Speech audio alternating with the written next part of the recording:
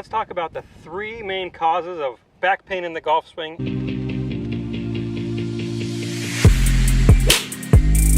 Hey everybody, Milo here, and I'm joined today by a special guest, one of my best friends, who happens to be an awesome movement coach, Luke Bracke.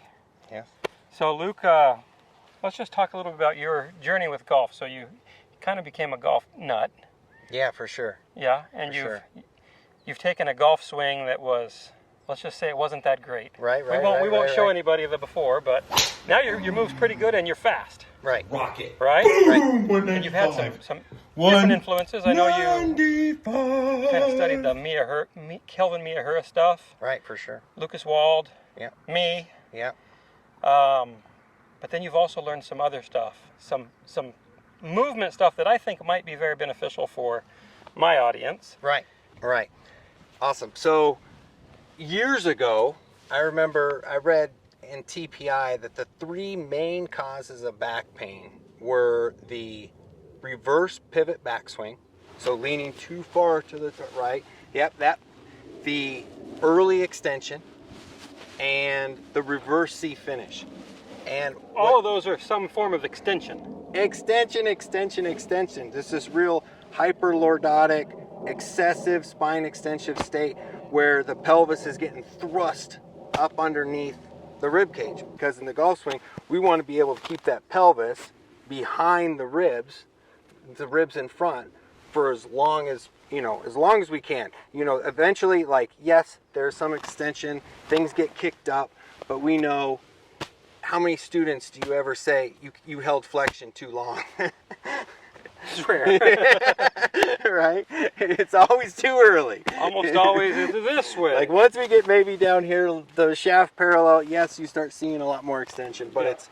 it's late. It's late. Yeah, we want to stay chest down, butt back as long as we can. It's basically as long as the spiral, I promise, will kick you up. If you're sequencing correctly and this club is kind of following you, about this time, now you're kind of done with down, you can start to curve up the other side. Curve up the hub, up, back, and away. Yeah, and you have to so you can get the energy out into the club head. Exactly. But for most people, they probably need to be thinking more about this portion of the swing than they do about this portion, the extension portion of the swing. Now, maybe you might run into some people who need a little of that. Right. But it's way more rare. It's all the motion is done with the pelvis behind the ribs. And so you're learning, yes, I can generate speed that way. Yes, I can. Because I think a lot of people, Milo, they just assume this is the only way to create speed. Like they don't realize there's other ways to create speed. Yeah, it's a chicken and egg thing. A lot of people, they're putting a lot of speed into their arms really early. Oh, for sure. The arm. So then, whether they want to or not, they have to extend. Right. So it's like, are they extending because their arms are coming down, or are their arms coming down because they're extending? I don't know. Who knows? One of them. One of them. But if they learn how to get their pelvis deep and keep it back there, they better not throw their arms at it, because if they do, the ground's going to get in the way. Right. So they learn a different pattern. They learn a different pattern. Cool. So let's review this again. So the 3 main causes for back pain, according to TPI. According to TPI, and I tend to agree. Yeah, for sure.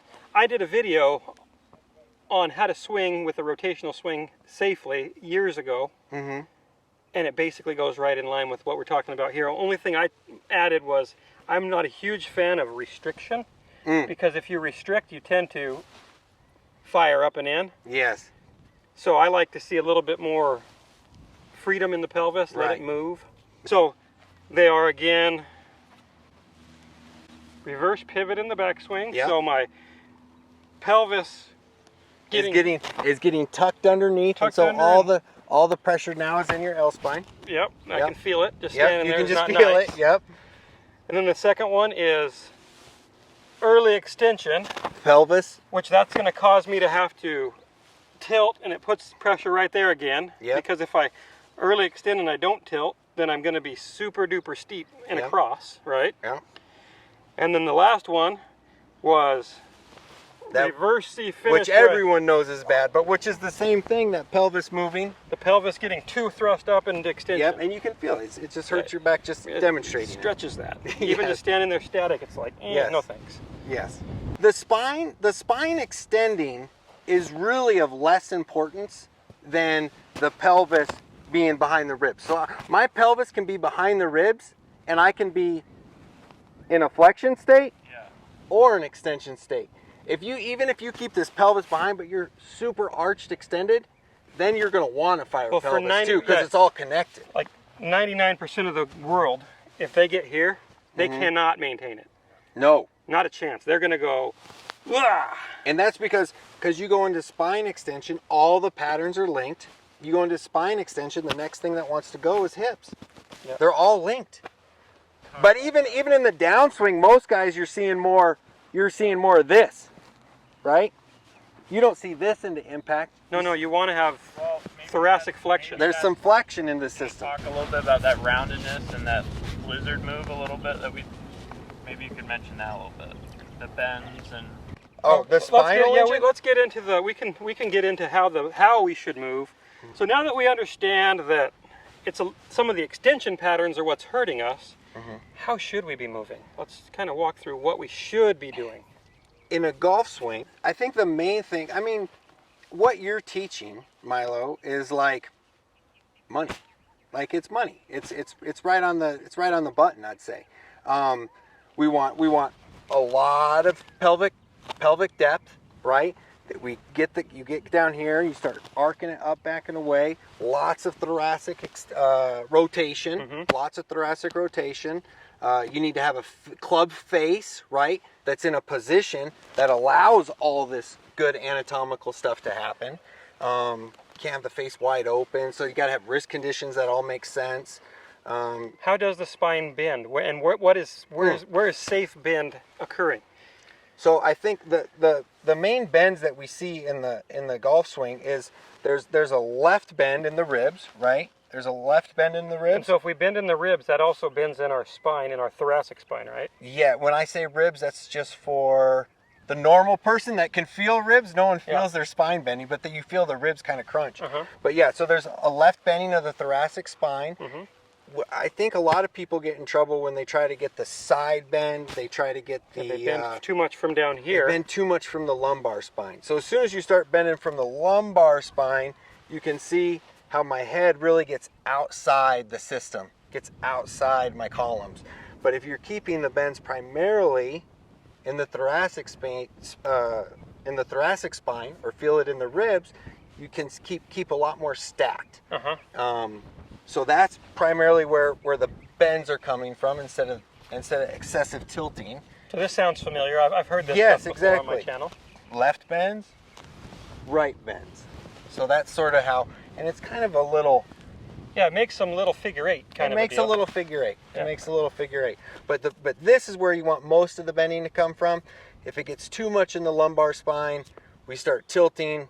When it starts to get into the lumbar spine, it's going to cause those extension patterns to show back up. That's right. And so that makes you hurt. And that's why I wish a lot of the rotation, the pelvis rotation that we see in a golf swing, Milo, I think if people conceptualize that it's actually occurring in the hip complex, I think they would be way better off. That's the hip joints that rotate, not really you don't want the lumbar spine and the pelvis spinning. We want because the hips are like the transmission. The hip joints, that's how we get forces to work in the ground. That's right. So if the pelvic, like in a down the line view, if I have some degree of hip flexion, right, some degree of this bend right here, when I rotate, you'll see that kind of straight and that goes out, and then with a little thoracic bending of the right, I can get into a really pretty cool impact position, and you can see down the line, you can see both butt cheeks, but I haven't brought it into the lumbar spine. Yeah, you haven't. The bulk of the rotation, that's right, the bulk of the pelvis rotation that you're seeing is from hip socket. Hip socket. So I think that's huge, as opposed to everyone thinks they have to take this and get the pelvis that way. You see that hip extension? They try to get here, and now all the pressure is way in the back, as opposed to something like this. With the sacrum move I talk about all the time. Yep. With the sacrum working away, as soon as that sacrum pushes up or hips extend, the sacrum actually goes towards the target. So that's some cool stuff. So let's wrap this one up. Put a bow on it.